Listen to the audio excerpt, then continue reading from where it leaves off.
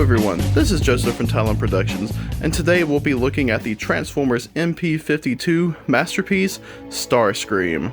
This is the third and most animation accurate version of Starscream in the Masterpiece line, after the original MP-03 mold and the MP-11 remold of MP-03. Alright, as usual, we'll start off with the box. At the top you have the Transformers, more than meets the eye, Masterpiece. Transformers is done with the Decepticon purple with the logo right there. Takara Tomy in the corner. Of course, you got some fantastic shots of Starscream, MP-52, Destron Air Commander, Destron being the Decepticon name in Japan. Starscream version 2.0. It's 2.0 because MP-03 was the first go, and MP-11, while it did have mold changes, it was still, for the most part, the same base mold. So they're just still counting that as the 1.0. Then you got the long life design down here. Up top, you got the Transformers Masterpiece, pretty much the same stuff as usual. Side here, shot of Starscream, Transformers Masterpiece. On the back, you got all sorts of shots. You got the actual height of Starscream, then you have the actual size. Various shots showing the articulation, comparisons with the animation, all the accessories like the faces, blast effects, various parts. This down here showing what's in the box. Then of course on this side, you got another shot of Starscream shooting Megatron, and yeah, that's pretty much it for the box. Alright, since he comes packaged in jet mode, that's where we're going to start off. Also, just to have him sitting correctly, I want to go ahead and show off one of the features, which is of course the landing gear. What you want to do is open this up, pull this out, and that's the front landing gear. Then for the back, open that up, and then got it from the wrong side, LMAO. Alright, so open those panels up, and you have to kind of mess with it, push them forward, and then go ahead and fold these back down.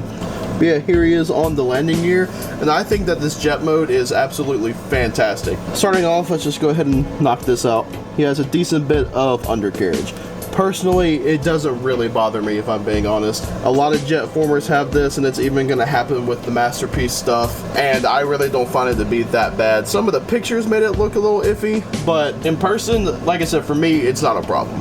The colors on this guy are nice. I love the canopy. The gray is great. It's actually a lot darker than I really thought it was going to be, but I think it looks really cool in person. Of course, you got the purple Decepticon insignias, the blue, the red, the white, it just looks really cool. The null rays here under the wings, they actually transform with everything, so you do not have to remove them for transformation, which is really cool to show you here. They stay attached to this arm assembly right here. You can take them off if you want, but there's not really a point, in my opinion. Now we'll go ahead and show off what's basically the big accessory for the jet mode, which is the stand. You will need this clear piece. This will plug into the bottom of the jet mode and will then plug into the stand. And of course, the stand. Stand is great. I believe it's the same one that came with Dinobot, except done in purple. Looks awesome. If you want to adjust where it goes, you just slides in easy. It's maybe a bit loose on mine, but once you have those in, it's pretty firm. Just maybe don't start like lifting it that way or something. And then this whole deal turns. So what you want to do is, again, you got this little clear piece. It will tab in here, here. It can be a little odd, especially since this doesn't really, like, it does stay in place well, but I don't think it really plugs in. But you see, you got this here. So what you'll want to do is plug that in, and now you have Starscream on the stand, which this looks awesome. It's really cool, and I love how this can pivot to the sides. You can kind of get like a banking motion. I think this looks great. And then for the other main accessory for this guy, you can use blast effects. Just be a tad careful because these are supposed to be pulled out for the jet mode, and plugging these in can kind of be a little annoying with those moving around. But yeah, so you can have it where he's got those coming out. He's also got, you can open up the cockpit, and you got a little seat and stuff there. It doesn't come with a figure or anything to put in there, but it's there if you want to have it open. And then this opens up to reveal a thing. I think that's supposed to be like a radar or a sonar or something like that. I can't really remember. So yeah, I think this looks really cool. There's not too much to say about the jet mode. It's good. Love it on the stands, especially with the blast effects put in. It looks good. It's a really good Masterpiece jet. I don't really think it's compromised at all. Some things could maybe be a bit better on it, but I'm very happy with it. Now we'll get to the transformation. Now I think the engineering on this figure is super cool, and I don't think it's overly complicated for the most part. Transformation's actually, I think, fairly straightforward. There are some odd parts. There are some, I guess, kind of tight clearance issues, but for the most part, I think it's pretty good. First off is go ahead and put the landing gear back. I'd say go ahead and just unplug the null rays from the bottom of the wings. You can leave them right here, just unclip them, and then you can go ahead and lift this up, lift these up. Then what I would recommend is pulling the little skirt bits for the forward leg movement down, and then split the legs down. Now you want to just pull up, and you see this will flip back, and then the leg sort of plugs in while it extends. Same thing here. Oh, there you go. I'd say for this bit, go ahead and fold this down, plug. Then what you'll want to do is bring this out, and you can already see this moving down. Also go ahead and push those in. Make sure this clips. Then push this down, and then rotate. Then push this up. You're going to rotate this. You will need to move this up slightly. Alright, so fold this up here, and you'll need it at a bit of an angle. Then have this bit out, and then fold this down. It clips in here, and then right here as well. And that's the leg. Now, before I continue on, I just want to say I'm not going to do that sort of mid-transformation Gerwalk mode, just because I've never been a fan of those. I think they look dumb, so I've only done it the one time. I don't intend to ever do it again. So what you want to do, wings, pull them forward like that, but then hinge this whole section so that looks like that. Then these pieces here, go ahead and move them around like that. Then what you want to do is bring this out, the arms, then forward, and probably go ahead and just kind of bring them out all the way forward and down. You'll kind of need to lift the head here up out of the way so that you can flip these bits out. They can be, well, this one specifically can be a little tight, so watch out for that. And the awkward thing is you have parts here that have to fold around, but you'll need the ab crunch flat because it won't be able to get around this. And even then, there's these tabs that you kind of have to, no, unless I'm just doing it weirdly, you kind of have to slightly bend it to get over it, which I don't think is going to stress it or anything, but it's just something to kind of watch out for. There you go. Now the front, go ahead and bring the arms around. Do is lift this up and go ahead and flip it, and then this whole area is kind of odd. Go ahead and start to bring this down, then you got all this to work with. So the nose cone here rotates a bit. Now be careful, it is a very tight turn, at least the first time you do it. It's still a bit tight now, so I've transformed this a couple of times. And you rotate it just enough, and it reveals that slot there. To be honest, I had a hard time understanding this in the instructions. What you're going to do is, you see there's already sort of a separating line there. You're going to want to bring this up like that, and don't forget to fold nose cone up. Also, go ahead and fold down the chair in the cockpit, and you're going to want to finish rotating this whole bit forward.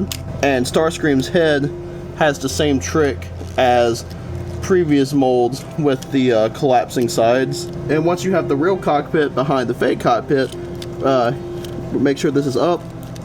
You got these panels here, and slide in, which should be good.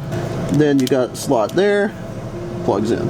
Everything's pretty straightforward from here. I'd go ahead and sort of finish up the arms where you want to bring these to the front and down, and go ahead and have this plugged into the side, and then you'll rotate this bit back, and then go ahead and flip out hands, rotate them around. All right, here, make sure these are folded up. This one's gotten loose all of a sudden. I think it bent weird, so yay. But bring them down. Now, you have several locking points for the wings. This red tab here will plug in over here. And you have this gray bit here that will plug into here. And now, for me at least, I'd kind of been doing it wrong. You plug it in, you think it's fine, but then you can actually push it in a bit more, which really helps you with locking these bits in whenever you get to it.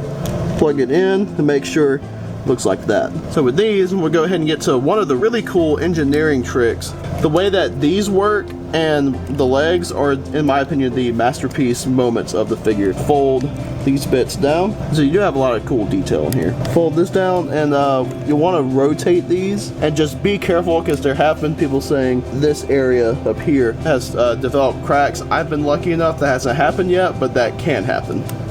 So just be aware of that. And you got a tab here that will go into there. There you go. Then once you got them both, I'd say go ahead and you know, kind of angle the wings back just a bit. All right, so you still got the head, so go ahead and get that down. Now the intakes, they are a little annoying. The whole assembly hinges backwards, but then just these will hinge forwards, and they tab in these sections here. And it could be a bit weird. I've gotten them to actually stay because they weren't for the first couple times I was transforming it back and forth, but I think I've got it figured out now that I've got this whole section good. So what you want to do is bring it back, and you'll kind of have to like use your finger to press in here.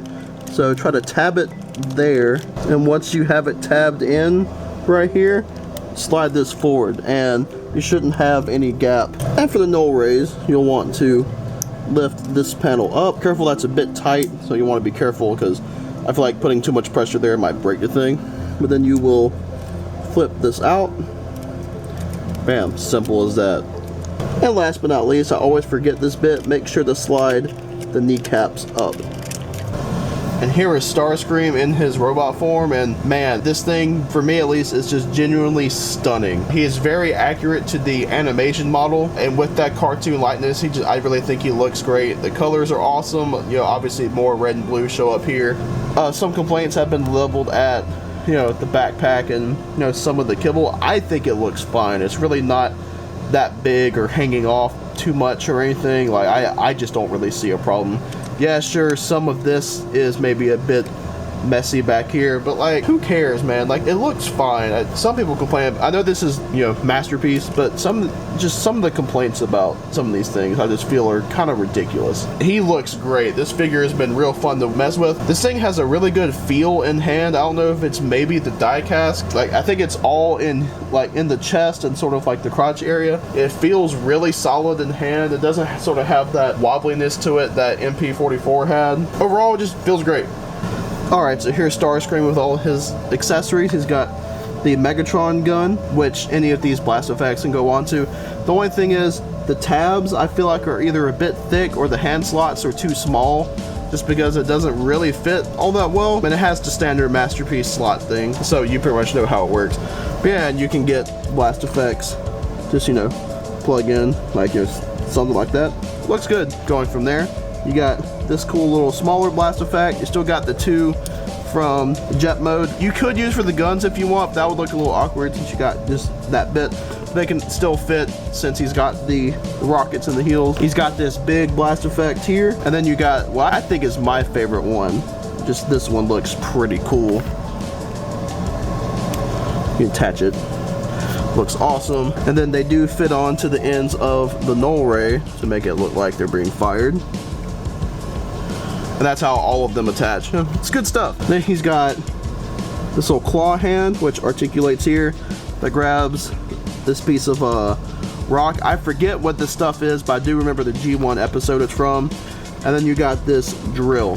So what you'll want to do is basically turn Starscream's hand back. Gotta turn it upside down, then fold it back, and it plugs into the little nub, I guess, there.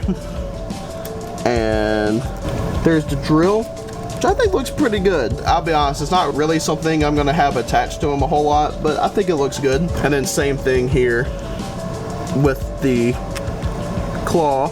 All right, and it can hold this thing, but it can be a bit of a pain. Ah, there we go. One of the few times it actually works. Once again, just for display, not bad. It's just not necessarily something that I'm gonna take out and put on often. And then, you know, you still got these bits here, and this will attach here to plug into the stand. You can use it in robot mode. I haven't really gotten many uses off of it. I just feel like I can't really get him off the ground enough to really look good, but I also haven't messed with it too much. But that is something you can do if you want. Now, the next accessories we're looking at will be the interchangeable faces. Right now, this is the face that he comes with out of the box, or at least it was for me.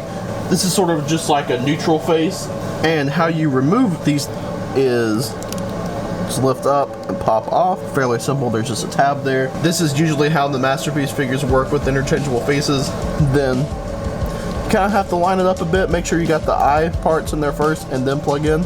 This one is Starscream sort of screaming, you know, Megatron, no! Kind of face. This one's just a regular smiling face. This one is an open mouth smiling face. Maybe like he's, you know, in the middle of laughing. This is probably the goofiest face of the bunch. This is from the scene in the Transformers movie where it's just a particular shot where it cuts to him shooting Megatron. He's sort of making that look. It's definitely good. It's just, it just is a little goofy. And last but not least, we have the smirking face, which is my personal favorite. This is probably the one he's going to have on a vast majority of the time. I think it looks great. This is specifically from the "oh, how it pains me to do this" scene from the Transformers animated movie. Whenever he tosses Megatron out of the space shuttle, just looks fantastic. It's awesome. Alright, now we'll get to the articulation for the figure. Go ahead and knock it out since I kind of mentioned it earlier. The wings can pivot if you like. The head, it can go all the way around.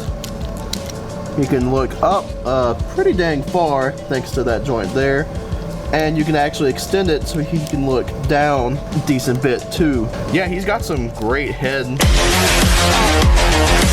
articulation. It's awesome. You can go, you know, kind of wobble side to side a bit. It's awesome. Arms, you know, they would be able to rotate all the way around, but of course you got the wings here come out that far, and they can move up that, which is great. And of course, the butterfly joints, gotta love them. Has an elbow joint, and he swivels at the bicep. This here can come dislodged for like a really weird like double elbow to an extent, but that's not really supposed to happen. That's just for the transformation. Look here at the wrist, swivel there, and what I think is the first for regular Masterpiece figures, I mean, I could be forgetting one, definitely, but I think what's the first is each of the fingers, instead of it being just the pointing finger and then these three molded together, all of them have joints. Really, the only thing it's missing would be for them to, you know, splay out, but that's not really a problem for me because, I mean, they're pretty good. You get some really good poses with them. There is no waist articulation. There's been some controversy with that. Me personally, like, I can kind of do without a waist joint. They can be good for poses, but I'm someone that can be kind of weird about breaking the sculpt too much. Plus, with the way this thing transforms, of course, that's not really going to be possible. He does have an ab crunch though, which is pretty rad. Let's see. We can bend. Really gotta see what's up with this thing. And I'll just go ahead and lift up flaps and stuff. Because his legs can go up that far, back that far, you know, again, wings and stuff. Go side to side pretty far, as you can get them doing a pretty good split if you wanted. There is a thigh swivel. It's kind of awkward. It's really tight, especially when you hit like going around that way. And plus the tab right here can kind of bump into that stuff, so watch out. Knee joint, I did have to tighten these up a little bit with a combination of some floor polish and with tightening the screw that's in there. I mean, they're not like super bad or anything, it's just that they were a bit more loose than I personally would have preferred. Knees can bend pretty far, great. And the ankles are slightly loose too. Again, this isn't something that's gonna like break the figure for me or anything. It's a bit more loose than I would probably prefer. But you do get some ankle tilt, which is always welcome, and you can actually move these forward and back at least a little bit. So he's got pretty good articulation. Some spots can maybe be improved, but I feel like he's got pretty much all he needs to really look great, and you can really get this guy into some very dynamic poses. Next up are some size comparisons. First, of course, we gotta put him with MP-52 Megatron, and I think they look great. I have seen some people complain that Starscream is maybe a bit small compared to some, but going by some of the old scale charts, he looks to be in perfect scale, and Megatron was a decent bit taller than Starscream. And I think these two figures really complement each other. They look fantastic together. Here he is with MP-44 Optimus Prime. Just to add another Decepticon, here's Shockwave. Here he is with another Seeker mold, this being the Make Toys Seeker. This is their Acid Swarm, aka Acid Storm. And you can really see, you know, the differences in the two, just because they were aiming for a more cartoon-ish looking Seeker here, but then just seeing it beside the really cartoon looking one, you can just see the big differences here. I used to have the Make Toys Meteor version Starscream, but I sold him once the pre-order for MP-52 went up, just because I like to look better as Starscream. And last but certainly not least, here is the Masterpiece movie Starscream. Now this is the KO version with the better paint, just because he looks awesome. You get to see the original G1 cartoon versus the live action movie version, or at least for the Michael Bay movies. I love both designs. I love them both as Starscream. I do like having the comparison just between different versions, because I love having different, you know, iterations of characters and whatnot. Yeah, so that's MP-52. Overall, this is a fantastic figure. I think he's well worth it compared to some of the recent Masterpiece releases. I don't think he's too pricey on the whole. I feel like he's pretty worth it. The engineering is great. The articulation is fantastic. Accessories are awesome. The paint's great. I haven't really had any scratches or anything. The materials seem to be good. There are some reports of cracks on some people's copies, but I haven't had anything. And even from the sounds of that, it's not like this is what happened with Hound, thankfully. I'd say if you get the chance, go for it, because this definitely beats the old MP mold. Unless, of course, you like the more sort of real-world look to him, maybe still go for that one. If you're a big Starscream fan, I'd say go for this. I know that the very strict animation look can kind of put off people, just because G1 animation is pretty wacky looking, but I like it. I highly recommend this figure. It can certainly be better in spots, but for me, this is definitely one of my top figures of the year. Thank you guys for checking this out. Look forward to more reviews coming soon. I hope you guys enjoy this one. Leave it a like if you can, subscribe if you like my stuff, and of course leave a comment. What do you guys think about this figure? Do you have this one? Is it one that you're going to get? Do you prefer the original Masterpiece mold or one of the third-party versions? Let me know down in the comments. This has been Joseph from Talon Productions. Thanks for watching and have a great day.